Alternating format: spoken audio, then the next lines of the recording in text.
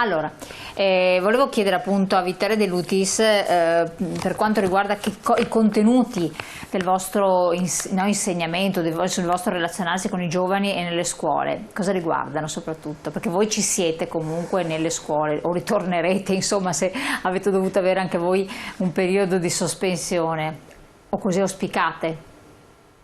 Sì, sì, in realtà l'anno scorso abbiamo fatto anche diversi interventi online, ma immagino che per i ragazzi non fossero proprio il massimo e quest'anno speriamo di tornare in presenza con i nostri percorsi che sono anche lì abbastanza diversificati. Spesso noi ci teniamo soprattutto a incontrare i ragazzi e a cominciare proprio dal racconto di come è nato il movimento antimafia in Italia, i movimenti antimafia in Italia e anche quali sono le corrette definizioni, come andare al di là degli stereotipi e come anche guardare al contesto veneto e a ciò che succede nella nostra regione.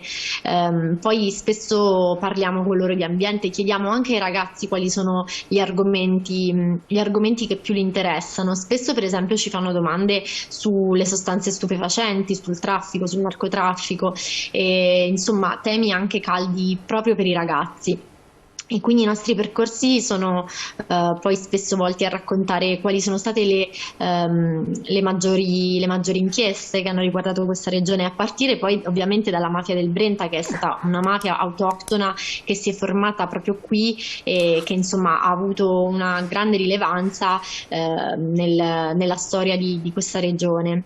Ah, perfetto. Comunque spesso poi ecco un'altra cosa che facciamo è parlare dei beni confiscati, perché comunque in Veneto ce ne sono 260 ancora in gestione all'Agenzia Nazionale e oltre 130 che sono già stati destinati al patrimonio degli enti territoriali, quindi c'è anche un dato oggettivo che ci dice che ci sono beni confiscati perché sono stati confiscati effettivamente durante le indagini. Chiaro. Grazie mille. A questo punto buon lavoro Vittoria a te e anche a tutti i tuoi colleghi che collaborano in questo. Speriamo che possa essere anche un anno proficuo di risultati, a prescindere. Grazie a voi, buon lavoro a tutti. Grazie. Rosanna Bettella, poi siamo in conclusione, però è bene ricordare anche le vostre prossime iniziative, in modo particolare abbiamo il 14 sarete a Milano, riprende l'attività in pieno del sindacato. Sì, no? Sì, c'è un attivo dei delegati e delle delegate ed è importante perché insomma mettiamo in evidenza i nostri temi, insomma, perché c'è il tema dei vaccini, c'è il tema della salute, c'è il tema però anche della riforma fiscale, ci sono tutti i temi legati al piano nazionale di resilienza e resistenza, insomma, e quindi ci sono diverse questioni calde che devono essere affrontate. La trattativa, il confronto col governo e con la politica, insomma, è importante, è fondamentale. Leggo il messaggio che è arrivato poco fa, se è ancora collegata con noi Vittoria, eccolo qua. Purtroppo le attuali mafie si sono evolute in settori economici rilevanti e si mascherano dietro una parvenza di perbenismo imprenditoriale e politico. La Lupara ormai non esiste più, comunque brava l'associazione Libera. E quindi un riconoscimento da parte nostra. Sì, qua si fa riferimento soprattutto al Veneto, no? Perché è proprio nel Veneto, se si parla con i cittadini del Veneto, tutti pensano che la mafia qua non esista, no?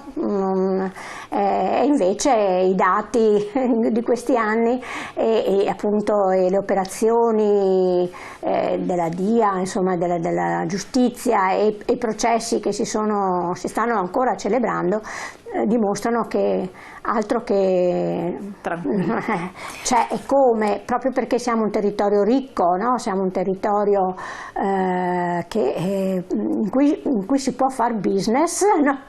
E in cui in più un territorio anche un crocevia di incroci malavitosi, criminali, anche a livello non solo nazionale ma internazionale. Assolutamente. L'altro incontro che voi farete, l'altra azione che farete il 25 settembre è una manifestazione invece a Roma.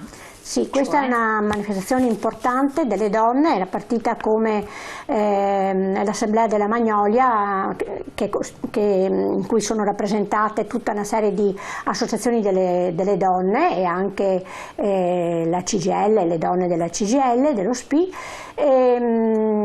Però con il fatto drammatico dell'Afghanistan, no? Questa partita degli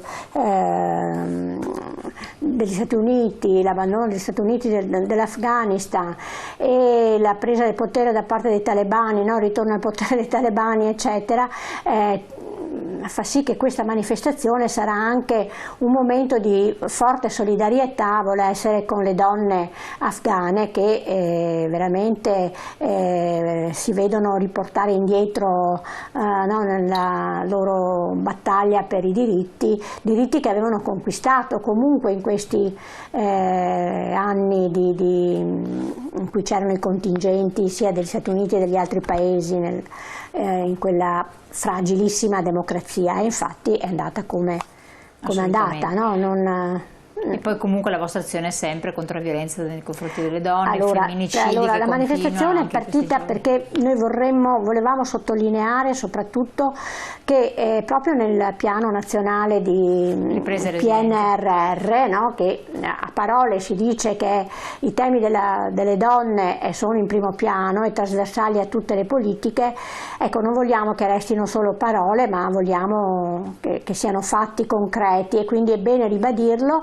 Già ci sono dei segnali che non ci rassicurano in questo senso, e quindi essere in piazza del Popolo il 25 di settembre è una grande piazza, e quindi anche qua sarà la prima grande manifestazione dopo questi 2 anni, insomma quasi 2 anni e quindi vedremo un po' i risultati. Di mancanza di nostra presenza nelle piazze. Credo sia fondamentale e importante. Un altro messaggio lo voglio leggere prima che vediamo se me lo rimettono in onda. È possibile che con tutte le tasse che paghiamo non si riesce a trovare posto in una residenza per anziani? Sono in lista d'attesa per mio padre ormai da tanto tempo. Cosa consigliate? Allora, in questo caso, adesso, come dicevamo anche prima, attualmente sembra che non è perché non c'è posto, ma è perché non c'è personale sufficiente per poter accogliere nuovi ospiti. Allora, è chiaro che bisogna valutare struttura per struttura, residenza per residenza, no? Ed è anche quello che noi chiediamo alla Regione, insomma un monitoraggio chiaro e risposte certe rispetto a questi problemi. Non è possibile che una famiglia affronti da sola un carico di una persona, di un anziano non autosufficiente.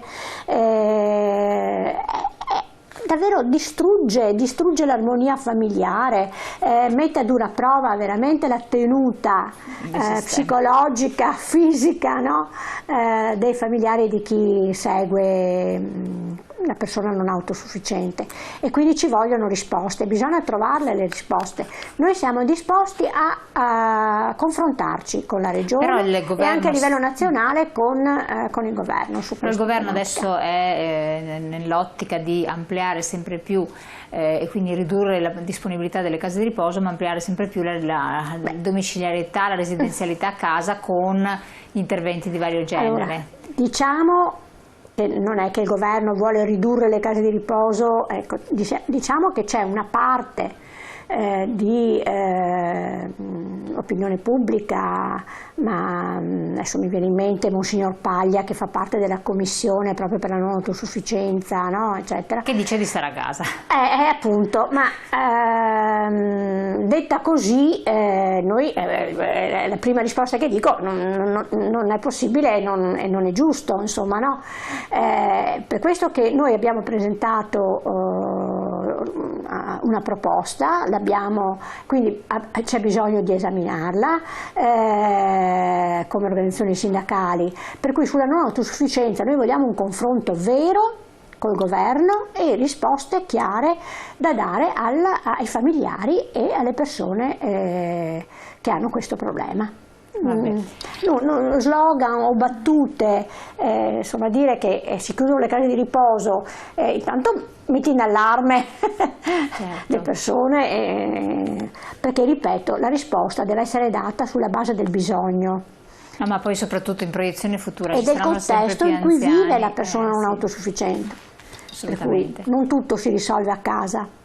Esatto, e poi soprattutto sempre più persone saranno anziane, come avete anche dati a vostra disposizione, un numero sempre più crescente, ed è difficile assistere a tante persone delocalizzate in varie strutture con magari figli lontani, perché poi per trovare lavoro tanti giovani adesso vanno via e non è che torneranno per fare i badanti ai propri genitori. E sempre più anziani da soli poi, no? Tra l'altro, per cui bisogna anche da quel punto di vista, magari non sono anziani non autosufficienti, però fragili, anziani da soli, che vivono in questi appartamenti in cui anche il vicinato non è poco attento, quindi anche ricreare con pensioni in proiezione più basse, e questa è la cosa che viene da ridere, perché le pensioni future saranno più basse. Purtroppo se andiamo avanti così, con questi contratti di lavoro così precari e così, sarà una tragedia. Veramente. Allora, nelle prossime puntate parleremo anche della questione pensioni, perché si parla della quota 100 che verrà tolta, e anche opzione donna, quindi ci sono diverse questioni calde su cui alcuni telespettatori e telespettatrici ci hanno già scritto. Prossimo appuntamento, intanto rivolgetevi allo sedi dello CGIL presenti nel vostro territorio per farvi vedere la vostra posizione pensionistica, per chiedere tutte le informazioni, i supporti e gli aiuti di cui avete bisogno. Grazie ancora di averci seguito, grazie a Zanna Bettella, grazie a Vittoria De Lutis di Libera e grazie a voi. Alla prossima.